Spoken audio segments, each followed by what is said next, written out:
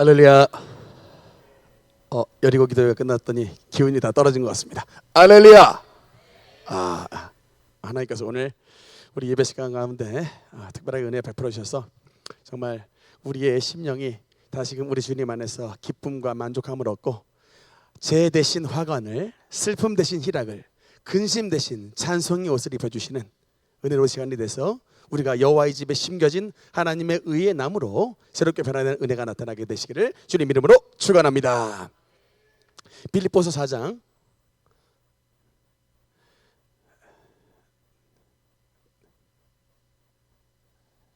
네 19절 말씀 우리 한번 같이 읽도록 하겠습니다. 시작.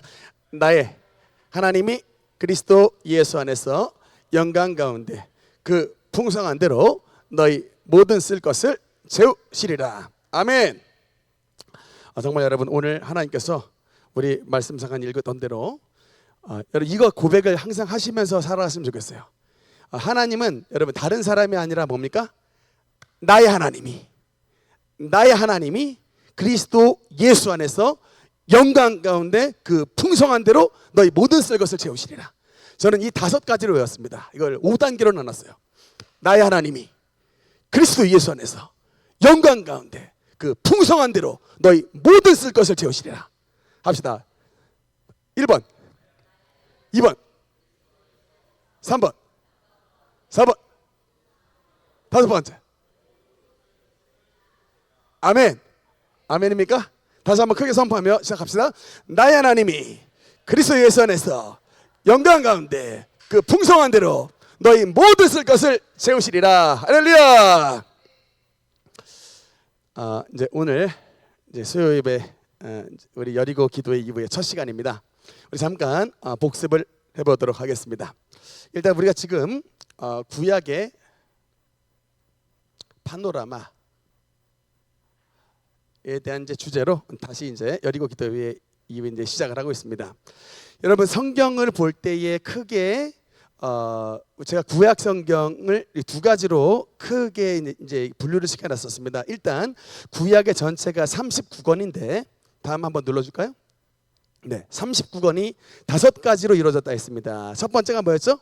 모세오경. 두 번째가 역사서. 세 번째가 시가서. 네 번째가 대선지서. 5번째가 소선지서. 여러분 한 40일 넘게 지났더니 벌써 이게 좀 기억이 가물가물하죠? 근데 모세오경 5가지. 시작. 장, 출, 레, 민, 신 5가지죠. 그 다음에 역사서는 여호수아서부터 에서까지입니다. 해봅시다. 여호수아, 사사기, 룻기, 사무엘상, 사무엘하, 열왕기상, 열왕기하, 역대상, 역대하, 에스라, 니에미야, 에스더. 그래서 12권입니다. 그 다음에 세 번째로 시가서죠. 몇 가지입니까? 5가지입니다. 뭐죠? 욥, 시, 잠, 전, 아가서까지. 욥기부터 아가서까지. 그 다음 대선지는 또 5가지입니다. 뭐죠? 이사야, 예레미야, 에가, 에스겔, 다니엘. 그 다음 맨 마지막 소선지서 12개입니다. 호세아서부터 말라기까지. 또 한번 해봅시다. 시작. 호, 율, 암, 옵, 윤, 미, 나, 합, 습, 학, 슥, 말. 그래서 이게 12개에서 어렵죠? 어쨌든 여러분 이제 여러분 머릿속에 이 39권을 좀 이게 넣으시면요. 제가 지난번에 미국 그 대사관의 그 인터뷰를 볼 때에 목사라고 하니까 그 대사관이 구약의 목록을 이게 약자로 된 목록을 대보라고 탁 말하더라고요. 근데 목사님들도 갑자기 이거 약자로 말하라니까 그냥 탁 이게 좀 막혔다고 그런 얘기를 얼핏 좀 들었었는데 여러분 우리 능력교회 성도님들은 수준이 있는 성도님들이므로 이것을 머릿속에 넣어주시길 부탁드리겠습니다. 그 다음에 두 번째 PPT 보면 7가지 시대로 구별했습니다. 한번 복습을 해볼게요. 첫 번째 뭐죠?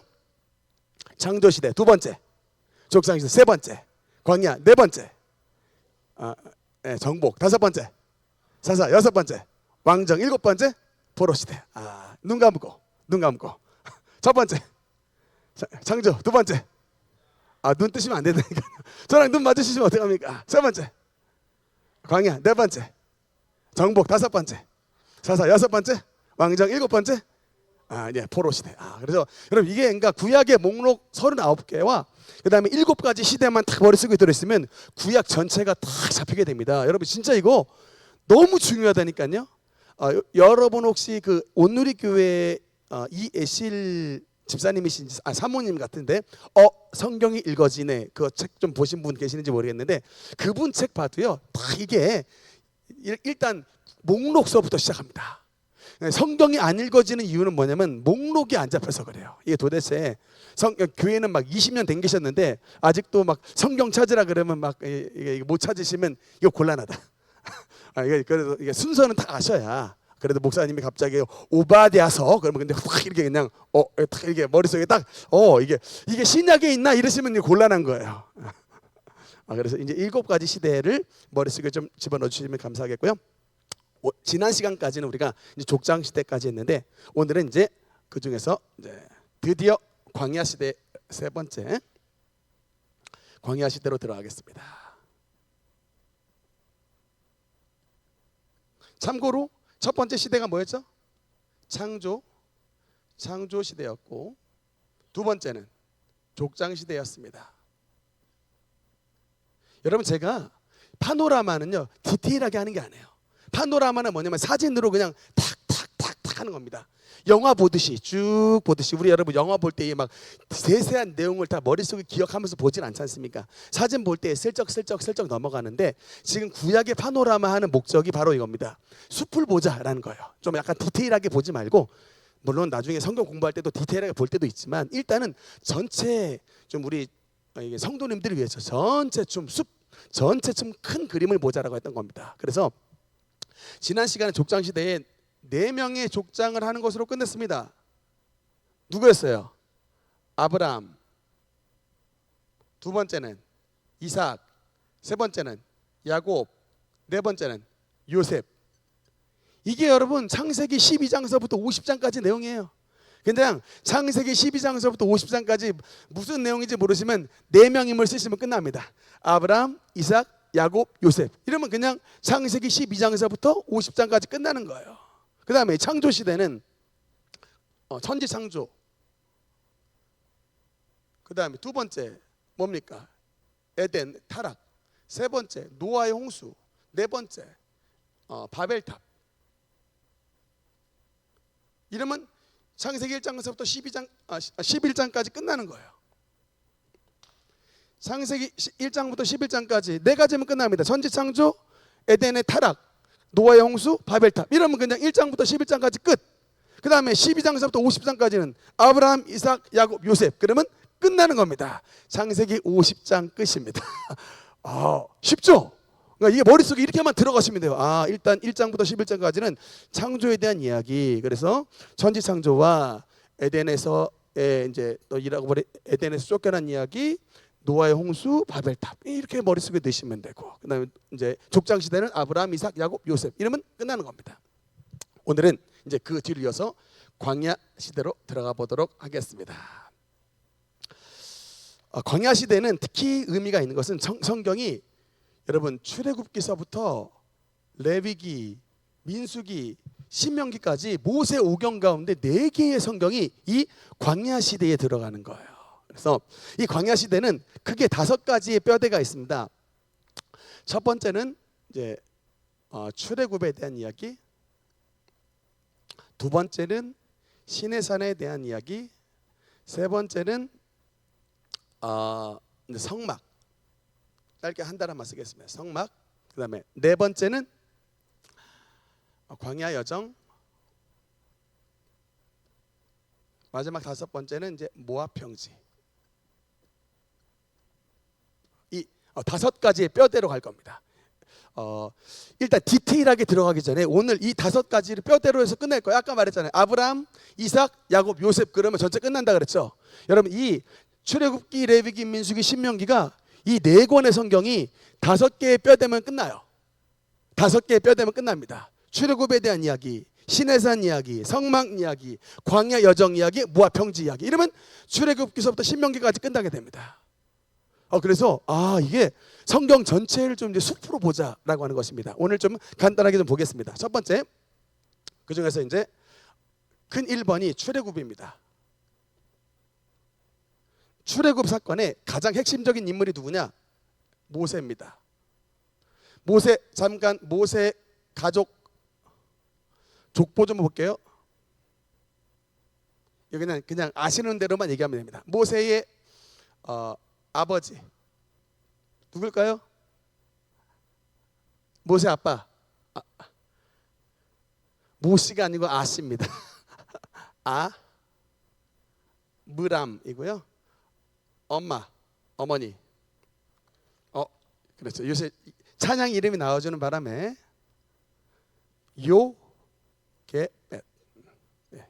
아버지 어머니가 그 다음에 형제가 있습니다. 형님 아론, 누님 미리암, 그 다음에 부인 모세의 부인 부인 보라잖아요. 보라 보라. 아들이 둘이 있습니다. 1번 게르 솜과 둘째 아들 엘리에셀. 수준 높으신 성도님들. 그래서 이 모세 가족 족보를 좀 기억을 해주시면 좋아요. 그래서 아버지는 아므람, 어머니는 요게벳, 형님은 아론, 누님은 미리암, 부인은 십보라, 아들 둘은 게르솜, 엘리에셀. 이 정도로만 일단 머릿속에 집어넣어 주시고 그냥 이거는 참고로만 알아두시면 됩니다. 근데 이 모세라는 인물이 핵심이에요. 일단 그의 나이 40세 0에서부터 40세까지, 40에서부터 80세까지, 80에서부터 120세까지. 0은 아니고 한 살로 합시다. 이 3단계로 나눠집니다. 네. 40살까지 어디 계셨어요? 애굽 왕자로 살았습니다. 그러다가 40살에 어떻게 됐어요? 40살에 도망자가 되어 어디 갔습니까? 미디안에 이제 목동이 됩니다. 그러니까 그것도 자기 양도 아니고요. 세상에 장인 양반에 그 양을 치는 뭐 된설이 서말만 있어도 뭐 처가살이 뭐 안 한다는 얘기가 있을 정도입니다, 여러분. 그렇죠? 근데 된설이 서말이 없어가지고 저 미디안에 저 장인 양반의 양을 치는 그것도 몇 년? 세상에 40년을 목동 생활했습니다. 그러다가 80세에 어떤 사건이 벌어져요? 그 유명한 시내산에서의 가시떨기, 출애굽기 3장의 가시떨기 나무에서 뭘 발견합니까? 하나님의 사자, 하나님의 영광을 보고 우리말로 말하면 성령 충만을 받아버렸습니다. 세상에 성령 충만함을 제대로 받아버려가지고 이제는 이제 애굽 왕자도 아니요, 목동도 아니요, 뭡니까? 이제 뭐로 바뀌었습니까? 이스라엘의 지도자로 40년을 살아가게 됩니다. 네, 그렇게 해서 이제 우리가 알고 있는 이 120년의 인생을 3단계로 나눴으니 애굽의 1단계 애굽의 왕자였어요. 2단계는 장인 양반의 목동이었습니다. 3단계는 이스라엘의 지도자로서의 삶을 살았다. 이게 근데 대부분 여러분 출애굽기서부터, 근데 놀랍게도 80년의 인생인데 이게 어디까지냐면 출애굽기 2장으로 끝나요. 이렇게 80년의 인생을 출애굽기 2장으로 끝나고요. 그 다음에 80세서부터 120세까지의 이야기가 여러분 신명기까지 가는 거예요. 성경 4권에 걸쳐서. 그러니까 이게 하나님이 보시는 시각과 우리 인생들의 시간이 다르다니까요. 그걸 요새 조금 어려운 말로 말하면 크로노스의 시간과 카이로스의 시간이 다른 거예요. 크로노스의 시간은 그냥 흘러가는 시간이에요. 근데 카이로스의 시간은 뭐냐면 아버지의 역사하심을 카이로스라 그런 거예요. 바로 이때 이 가시떨기 나무에 하나님의 영광이 나타났던 이 시간이 바로 크로노스가 아니고 카이로스의 시간이 된 거예요. 그래서 완전히 그냥 할아버지 말 못하는 그냥 발음이 이렇게 로쉬 이 발음이 잘 안 돼가지고 혀를 이렇게 벌벌 떨었던 이런 모세가 말을 잘 못했던 사람이었다고 하는데, 어쨌든 호호 할아버지가 아니라 이제는 이스라엘의 하나님의 지팡이를 든 민족 지도자로 완전히 변화되겠던 이 카이로스의 시간이 이 시간 가운데 나타나서 이후에 출애굽기, 레위기, 민수기, 신명기 성경 4권의 시간이 이 80세부터 120세까지의 이야기가 되게 되는 것입니다. 그다음 네, 그래서 이제 출애굽 시대를 잠깐만 보면요. 네, 이제 출애굽 사건, 출애굽기에는 가장 그 유명한 사건이 이제 뭐냐면 10가지의 재앙만 10가지 재앙 정도만 확인하고 가겠습니다. 10가지 재앙. 그래서 하나님을 만난 모세가 이제 하나님께서 애굽에 가서 내 백성을 구원해내라라고 했을 때 하나님께서 모세에게 뭘 주냐면 권능을 주신 거예요. 그러니까 모세가 탁 기도하면 하늘에서 재앙이 임하는 거예요. 그러니까 한마디로 말하면 하나님이 역사해 주시니까 능력이 나타났던 겁니다. 옛날에는 도망자였는데 이제는 하나님이 함께 하시니까 주님의 권능이 임하여 거대한 세계 제국이었던 이 애굽을 완전히 그냥 밟아 이겨버릴 수 있는 그런 권능을 주셨는데 10가지 재앙 간단하게만 하고 넘어가겠습니다. 첫 번째 피, 두 번째 개구리, 세 번째 이, 네 번째 파리, 다 까먹으셨습니까? 다섯 번째 악질, 여섯 번째 독종, 일곱 번째 우박, 여덟 번째 세례요한이 좋아하는 메뚜기, 아홉 번째 흑암, 열 번째 장자의 죽음이죠. 그래서 이 10가지의 재앙으로 이제 애굽을 완전히 격파시켜 버리고 하나님의 권능을 나타내고, 특별히 10번째 장자의 재앙 때는 이때 하나님께서 고센 땅에 살고 있었던 이스라엘 백성들에게 뭘 합니까? 유월절 어린 양을 잡으라 하죠. 어린 양. 네. 어린 양의 피가 있는 곳에는 하나님의 심판의 사자가 넘어간다. 그래서 여러분 이게 바로 유월절이에요. 패스오버, 뛰어넘는다라는 뜻이죠. 하나님의 재앙이 어린 양의 피가 있는 곳에 넘어가고, 그 다음에 애굽 땅에는 피가 없으므로 모든 장자들, 첫째 남자들, 초태생들은 다 죽는 이제 재앙을 당하게 됐던 것입니다. 이렇게 하고 그다음, 그래서 첫 번째 출애굽에 대한 이야기 이렇게까지 정리하겠습니다. 그다음에 두 번째가 이제 시내산이에요. 시내산에 굉장히 중요한 의미가 있냐면, 사진 한번 볼까요? 네, 저 사진을 좀 잠깐만 크게 확대 좀 해주십시오. 네, 저 삼각형으로 생긴 땅이 지금 우리 지도에도요, 지금 세계사의 지도도 시나이 반도라고 합니다. 저 시나이 반도라고 하고, 저 삼각형의 맨 밑에 조금만 사진 더 올려봐세요. 조금만 더 위로, 더 위로. 예, 그렇죠. 아래쪽 있죠. 맨 이렇게 생긴 맨 끝에 거기가 바로 이제 시내산입니다. 시내산.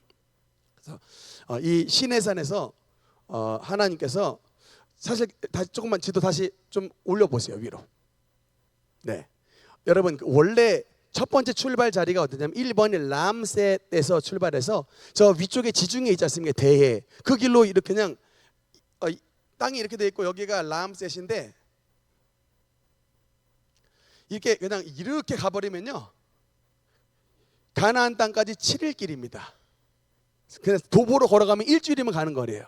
놀랍게도 근데 하나님께서 람셋에서 이렇게 가지 않고 이렇게 해서 이렇게 해서 이렇게 해서 이렇게 빙글빙글했다 이렇게 올라가지고 무려 41이 아니고 40년을 돌았어요.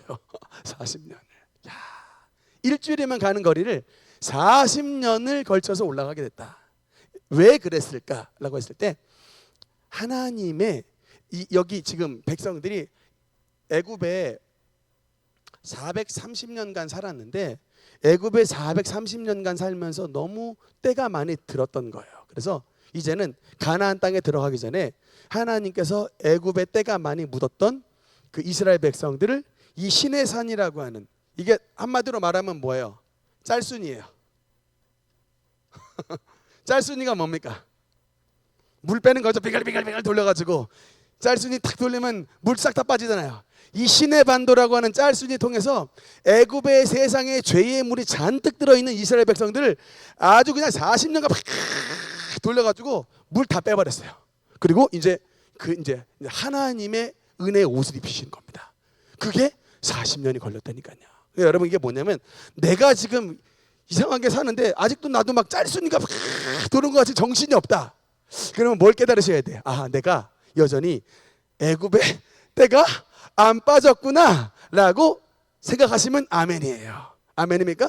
그래서 근데 애굽의 때가 안 묻으면 그냥 바로 올라가 버리는 거예요. 이렇게 쫙 그냥 시온의 대로가 열려버리는 것입니다. 근데 대부분 우리가 아직 가나안 땅에 들어가기엔 너무 때가 많이 묻었기 때문에 이 시내산 짤순이로 그냥 빙글빙글 돌려가지고 하나님을 하여튼 기어코 우리를 하나님의 사람 만들어 버리셔요.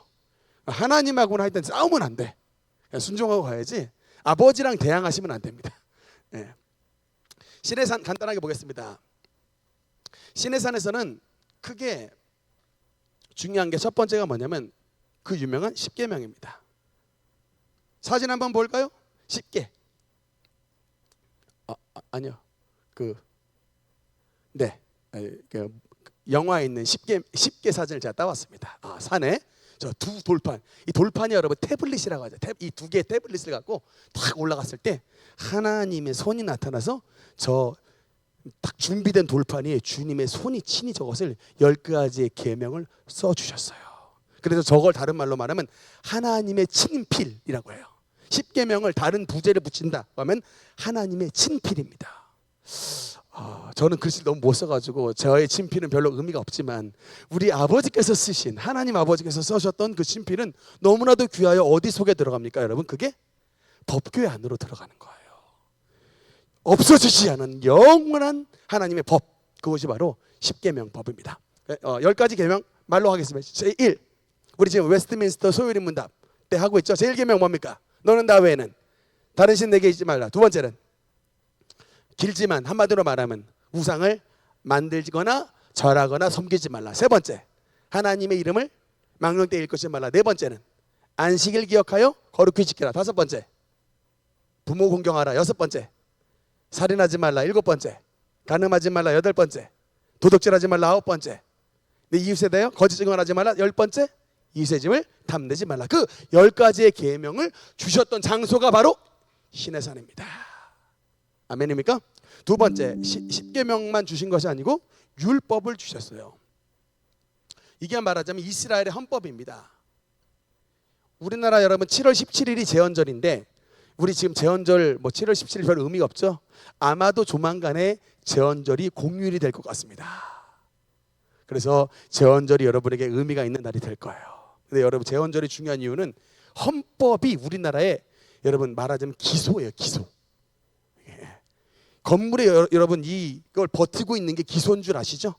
제일 중요한 게 기소예요. 헌법이 공화국 이게 민주주의의 헌법이 다 있으니까 민주주의 건물이 세워진 거예요. 저 북쪽은 뭡니까? 헌법이 뭐예요? 아바이 수령의 공산주의 헌법을 딱 만들어 놓으니까 땅 전체가 아바이 수령 나라가 되는 거예요. 법이 여러분 너무나 중요합니다. 근데 이스라엘 백성들이 아직 인구가 있는데 여러분 나라의 3대 요소가 뭡니까? 국민, 영토, 주권이잖아요. 근데 이 국민이라고 하면은 반드시 뭐가 있어야 되냐면 이 주권이 어디서부터 나온지에 대한 법이 있어야 되는 거예요. 법이. 그 법을 이스라엘 백성들의 법을 어디서 주셨냐? 바로 이 시내산에서 주신 거예요. 그러니까 이 법도 없이 가나안 땅에 들어갈 수가 없는 거예요. 하나님의 백성은 어떻게 살아야 된다라고 하는 법을 하나님께서 이 시내산에 주셨습니다. 전체가 총 여러분 613개예요. 613조항입니다. 하라 조항과 하지 말라 조항이 있습니다. 하라 조항이 몇 개일까요? 248개입니다. 하라 조항이 248개, 하지 말라는 365개입니다. 합쳐서 613개의 조항이 있어요. 율법이. 길지만 그거를 10가지로 요약해 놓은 게 바로 십계명입니다. 613개 조항을 우리가 기억하기 좋게 요약해 놓은 게 바로 십계명인 거예요. 어쨌든 이 율법을 하나님께서 시내산에 주셨고, 그 다음에 세 번째로 시내산에서 또 뭘 했냐면 인구 조사를 했습니다. 왜냐하면 여러분 나라를 만들려면 반드시 뭐가 필요해요? 군대가 필요합니다. 군대 조직이 필요한데 도대체 사람 수가 몇 명인지 나와야 되잖아요. 그래서 센서스를 했습니다. 12지파, 사실은 12지파 플러스 한 지파, 이렇게 레위 지파는 따로 뺐어요. 왜냐하면 요셉의 아들이 므낫세와 에브라임이기 때문에 각각 한 지파로 쳤어요. 그래서 12 플러스 1지파입니다. 어쨌든 12지파 수를 셌더니 인구조사를 했더니 60만 3,550명의 남자 성인수가 나온 거예요. 60만. 지금으로 말하자면 우리나라 군대 수랑 비슷합니다. 지금 50만도 좀 안 되는데 우리나라 군대 수보다 많아요. 이거를 추산으로 해가지고 이스라엘 백성들이 200만 명 이상이 됐을 것이라고 말하는 거예요. 왜냐? 성인 남자만 60만 명이니까 결혼했으면 120만 명이고, 그다음 자식들만 조금만 더 있어도 여러분 200만 명 넘고, 할아버지들 치면은 300만 되는 거예요. 그렇게 추산을 하는 겁니다. 이것을 기준으로서 여자들 안 셌고 어린이 노인들 안 셌지만 이 성인 남자 60만 3,500명, 3,550명을 기준으로 해서 센 겁니다. 그 다음에 네 번째가 뭐냐면 진영을 배치했어요. 그림 한번 잠깐 보겠습니다. 네, 이렇게 12지파 성막을 중심으로 해서 진영을 조직을 했는데, 제가 어느 날 민수기를 읽다가 은혜를 제대로 받았습니다. 저는 옛날에 도대체 유다 지파를 왜 동쪽에 놨고, 왜 루벤 지파를 남쪽에 놨고, 왜 에브라임 지파를 서쪽에 두고, 단 지파를 왜 북쪽에 두고, 왜 이렇게 이걸 왜 다 이렇게 했나 했더니 제가 어느 날 읽다가 깜짝 놀랐어요.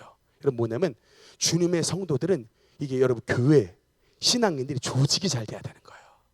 이게 뭐냐면 이거 군대 조직인 거예요. 그냥 당나라 군대는 조직이 안 되는데 하나님의 군대는 진영을 쫙 쳐나가야 되는 겁니다. 저 진영을 흐트러뜨리지 말아야 되는 거예요. 그러니까 여러분, 쉽게 말하면 뭐냐면 교회 안에도 조직 배치가 너무나도 중요한 거예요. 각각의 인재대로 이 조직 배치를 잘 돼야 하나님의 군대로서의 강력한 군대가 세워지게 된다고 성경은 말씀하시고 있는 것입니다. 어쨌든 이렇게 진영 배치까지 시내산에서 이런 일이 이루어졌습니다. 그 다음 넘어가겠습니다. 세 번째, 성막에 대해서 보겠습니다. 세 번째, 성막. 성막에 대한 이야기는 여러분, 이게 참 출애굽기 25장서부터 여러분 레위기 끝까지 28장까지 이 성막에 대한 이야기예요. 그러니까 이거 너무나도 중요합니다. 성막 그림 한번 보겠습니다. 성막이 저렇게 생겼어요. 근데 성막을 크게 보면은 네 가지로만 보면 됩니다. 네, 여기 지워버리고.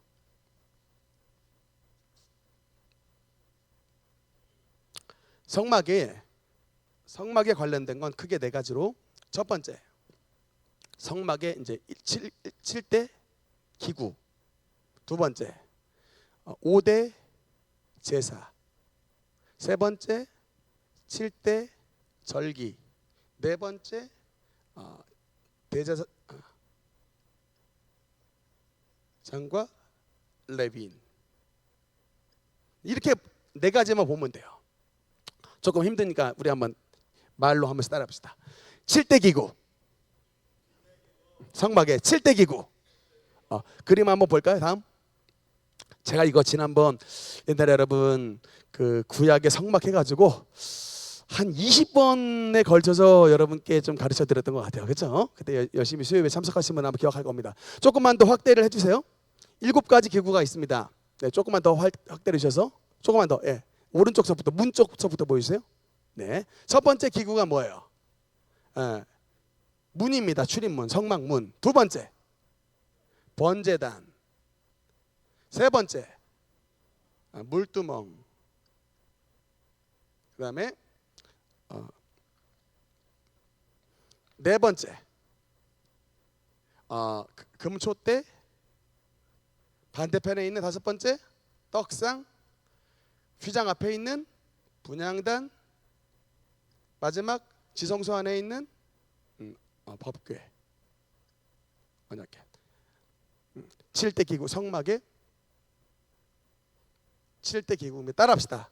출입문, 번제단, 물두멍, 금촛대, 떡상, 분향단, 법궤. 여러분, 그래서 제가 이거를 그 의미를 말씀드렸습니다. 문이 뭐예요? 우리의 여러분 요한복음 10장에 모든 어린 양의 문이 되신 예수 그리스도를 뜻합니다. 아멘입니까? 다시 한번, 하나님의 성막 안으로 들어오는 문은 딱 하나예요. 세상 사람들은 종교다원이죠. 부처님을 통해서도 뭐 알라신을 통해서도 뭐를 통해서 다 들어간다고 하는데, 성막은 유일한 문을 말하고 있습니다. 딱 그 문, 딱 문, 바로 그 문이신 예수 그리스도예요. 그래서 그 예수 그리스도의 문을 통과하여 하나님의 성막에 들어가면 제일 먼저 만나는 기구가 뭐예요? 번제단입니다. 번제단은 뭘 상징합니까? 주님의, 다시 한번, 여러분 목놓아 외쳤잖아요. 번제단이 상징하는 건 뭡니까? 주님의 십자가잖아요. 십자가. 노수로 만든 번제단, 노는 무조건 심판이다. 심판당해야 되는 저와 여러분을 대신해서 우리 주 예수님께서 저주를 받으신, 우리의 모든 죄를 대속하신 번제단, 노번제단, 그것이 바로 주님의 십자가고, 그 다음 물두멍은 뭡니까? 물에서 씻죠. 생활의 회개. 그 다음에 금초대는 뭡니까? 한마디로 말하면 우리의 어둠을 비춰주시는 하나님의 성령. 여러분 여기 올리브 기름으로 붙이잖아요. 그래서 금초대는 성령을 가르치죠. 떡상은 우리의 매일의 양식인 하나님의 말씀. 그 다음 분향단은 뭡니까? 향을 올라가는, 우리의 기도가 주님 앞에 분향함 같이 기도. 그렇죠. 그 다음에 마지막 법궤 뭡니까? 여기서 바로 쉐카이나스 글로리, 하나님의, 주님의 영광을 체험하는 거예요. 하나님의 임재와 영광입니다. 그러니까 우리가 주님의 임재와 영광 안으로 깊이 들어가려면, 즉 말하자면 하나님을 만나려면 여러분 바로 이거예요. 예수 그리스도라고 하는 문을 통하여 주님의 십자가를 거쳐 우리가 회개하여 하나님의 성령과 주님의 말씀과 기도를 통하여 하나님의 영광과 임재 안으로 들어가는 것입니다. 이게 바로 하나님의 성막을 통하여 우리에게 말씀하시는 은혜의 여러분 길인 거예요. 그래서 이게 순복음교회에서는 특히 태버나클 프레이어라고 성막 기도를 많이 합니다. 이게 이 각각의 이거를 뜻해서 그냥 아버지 그냥 우리 일용할 양식 줍시고 축복하시고 이렇게 그냥 바로 소원을 구하는 게 아니라 이 순서대로 7가지 기구의 순서대로 예수 그리스도의 문, 주님의 십자가, 우리의 물두멍, 회개. 그래서 이 회개할 때 나타나는 여러분 뭘 가지고 오냐면 그 회개의 거울이 바로 10계명이에요. 10가지의 계명의 거울을 가지고 자신을 비춰보는, 1계명부터 10계명까지 쫙 비춰봐가지고 씻어내는 겁니다. 그리고 성령의 금초대로 충만함을 믿고 말씀으로 레마를 받아서 충만하게 되고 주님 앞에 뜨거운 기도를 올려드리고 법궤, 주님의 임재 영광을 체험하는, 이게 바로 7대 기구인 것입니다. 그 다음 두 번째, 첫 번째 7대 기구였고 두 번째 뭐냐면 5대 제사. 이것도 1번, 2번, 3번, 4번, 5번 목놓아 외셨죠? 5대 제사. 첫 번째 번제, 이건 나와야죠. 두 번째 소제, 세 번째 피스오퍼링, 화목제죠. 네 번째 속죄제, 시노퍼링. 그 다음에 속건제는 다섯 번째는 속건제. 그래서 따라합시다. 번제, 소제, 화목제, 속죄제, 속건제, 이게 5가지 5대 제사입니다. 그 다음에 이러면 이제 2가지까지 끝났어요. 레위기 여러분 10장까지 끝났습니다. 지금 이렇게 하면 그 다음 여기 좀 올라갈게요. 이거 미닝 설명만 하면 오늘 또 시간 다 가니까 이거까지만 하겠습니다. 그 다음 세 번째가 뭐냐면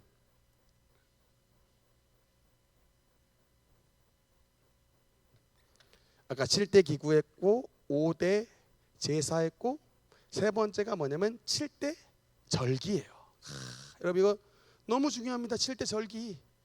이거 사실은 7대 절기보다는 대부분 뭘 아시냐면 3대 절기 아세요. 그래도 교회 다니신 분은 3대 절기 뭡니까? 1번 유월절, 2번 오순절, 세 번째 초막절. 이렇게 3대 절기잖아요. 근데 사실은 말하면 이게 7가지 절기가 있어요. 이게 그래서 절기 이름만 하고 넘어가겠습니다. 아까 말했던 대로 첫 번째 1번이 뭐냐면 유월절이고요. 유월절이 끝남과 동시에 이어지는 게 있습니다. 무교절입니다. 그 다음에 유월절 지나고 나서 첫 열매를 드리는 절기가 있습니다. 무슨 절기일까요? 찌읒으로 시작합니다. 초실절. 그렇죠. 그 다음에 네 번째는 77절이라고 하기도 하고 오순절이라고 하기도 하는 오순절. 이 6월절에서부터 50일이 지났다 그래가지고 여러분 오순절이라 그러는 거예요. 이렇게. 그 다음에 마지막 세 개 오순절. 다음 다섯 번째 나팔을 부는 절기입니다. 나팔절. 여섯 번째는 욤키푸르라 그래요. 대속죄일. 마지막 일곱 번째는 초막절이라고 하기도 하고 수장절이라고 하기도 하는 여러분 이 일곱 가지 절기입니다. 따라합시다. 유월절, 무교절, 초실절, 오순절, 나팔절, 대속죄일, 초막절. 날짜가 언제일까요, 여러분? 유월절은 정월 14일입니다. 그 다음 무교절은 15일서부터 일주일이에요. 초실절은 이게 이제 첫 열매를 드리는 기간이고, 오순절은 6월절부터 50일 지난 기간, 나팔절은 7월 1일입니다. 속죄일은 7월 10일입니다. 소막절은 7월 15일이에요. 참고로 아시면 되겠습니다. 7월달 제가 옛날에는 그래서 뭐 덕은동에서는 7월 1일 되면 막 나팔절 막 또 설교하고 막 10일날 되면은 막 또 대속죄일 설교하고 막 그랬었는데, 어쨌든 7대 절기가 있는데 여러분 간단하게 의미만 말하고 넘어갈게요.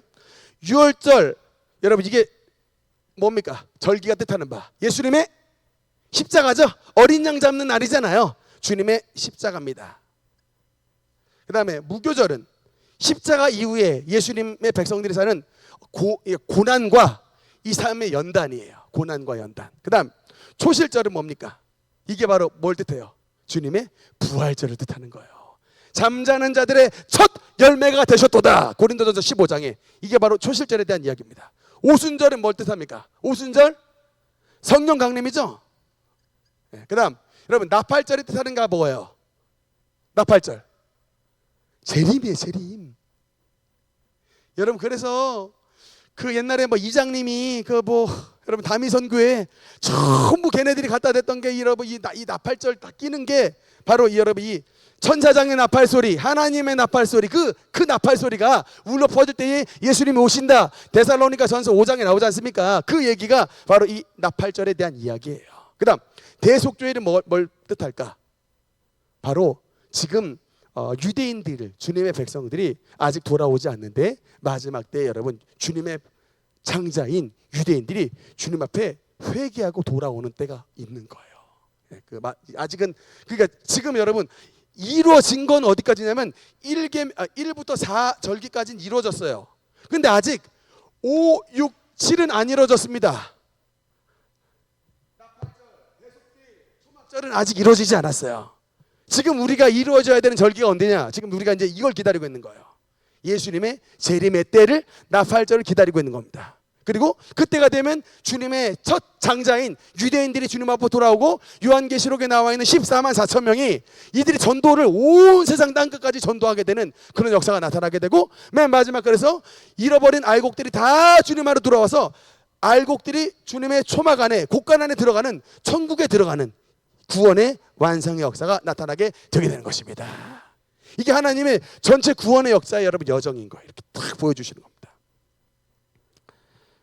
네, 마지막 이거 오늘 다 끝내버리려고 했는데 멀었네. 네 번째 제사장과 레위만 하고 마치겠습니다. 네, 3대 절기가 7대 절기가 이렇게 끝났고요. 그 다음에 여기 이제 성막의 네 번째 파트가 바로 뭐냐면 제사장과 레위인입니다. 그냥 간단하게만 말할게요. 제사장이 1번, 2번인데 제사장 가문은 반드시 누구여야 돼요? 누구의 후예? 아론 자손만이 됩니다. 아론 자손이 사실은 4명이 있었어요. 나답과 아비후와 엘르아살과 이다말 4명, 첫째, 둘째, 셋째, 넷째가 있었는데 안타깝게도 여러분 레위기 10장에 다른 불을 가지고 들어갔다가 성막 안에서 불타 죽었던 아론의 아들들 있죠. 누굽니까? 나답과 아비후가 죽었어요. 그래서 얘네들은 자식이 없이 죽었으므로 끝났고, 셋째 아들이었던 엘르아살과 넷째 아들 이다말이 두 가지 계통으로 이게 된 거예요. 그래서 제사장 반열에 크게 엘르아살, 두 번째 이다말 계통으로 갑니다. 그래서 여러분 나중에 역대상 그 24장 25장에 보면 다윗 때에 반차라는 단어가 나와요. 대제사장이 이제 자손들이 많아졌기 때문에 반차를 돌아가면서 하는 겁니다. 그래서 엘르아살 계통에는 16반차, 나중에 이다말 계통에는 8반차, 8명의 반차인데 이렇게. 근데 여러분 우리 성경에 누가복음에 보면 세례 요한의 아버지 사가랴에 대한 얘기가 나오는데, 사가랴가 바로 어디에 반차냐면 엘르아살의 이쪽 반차 출신이에요. 그러니까 세례 요한의 아버지 사가랴가 이쪽 반차 출신이고, 그 다음에 이다말에서 유명한 사람이 누구냐면 그 유명한 엘리 제사장 있죠? 아비아달, 이런 사람들. 또 아버지였던 아비멜렉, 이런 사람들이 이다말의 반차들, 후손들이에요. 그리고 유명한 다윗 시대의 제사장이었던 사독, 아히마스,